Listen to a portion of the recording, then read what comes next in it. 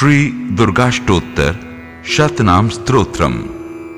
इसके अंतर्गत जगत जननी मां भगवती के 108 नामों द्वारा स्तुति की गई है। इसका पाठ करने वाले भक्त के लिए तीनों लोकों में कुछ भी असाध्य नहीं है। ओम श्री दुर्गाय नमः।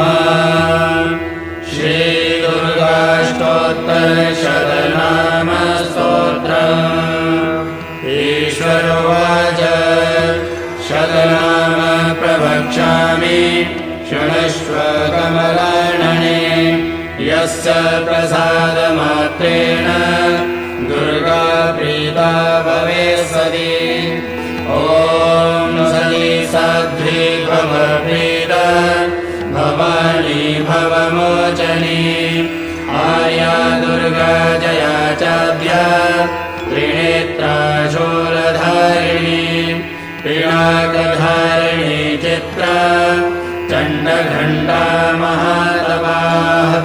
मनोबुद्धिरहङ्कार चित्तरूपा चिदाचितिः। सर्वमन्त्रमयी सत्ता सत्यानन्दस्वरूपिणी। अनन्ता भाविनी भव्या भव्या भव्या सदा गतिः। शाम्भवी देवमाता च चिन्तारत्नप्रिया सदा। सर्वविद्या दक्षकन्या दक्षयज्ञविनाशिनी। अपर्णानेकवर्णा च पाटला पाटलावती। पट्टाम्बरपरिधाना कलमञ्जीररञ्जिनी। अमेय विक्रमा क्रूरा सुन्दरी सुरसुन्दरी।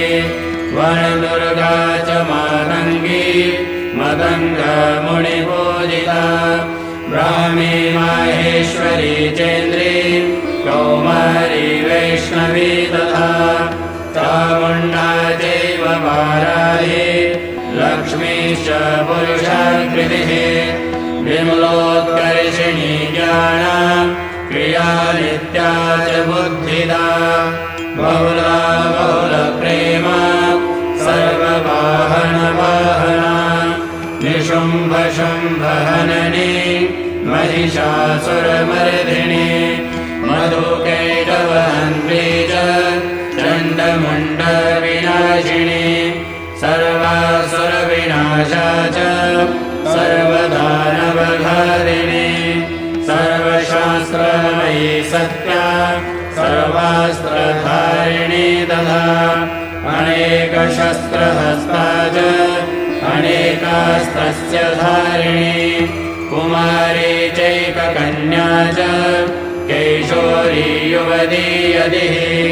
अप्रौढा चैव प्रौढा च वृद्धमाता बलप्रदा। महोदरी मुक्तकेशी घोररूपा महाबला। अग्निज्वाला रौद्रमुखी कालरात्रिस्तपस्विनी।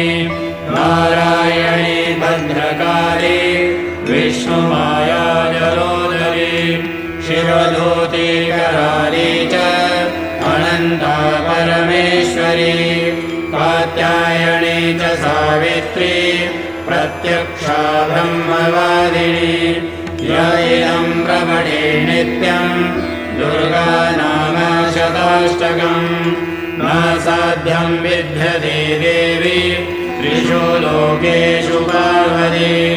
धनं धान्यं सुखं जायाम् अयं हस्तिनमेव च।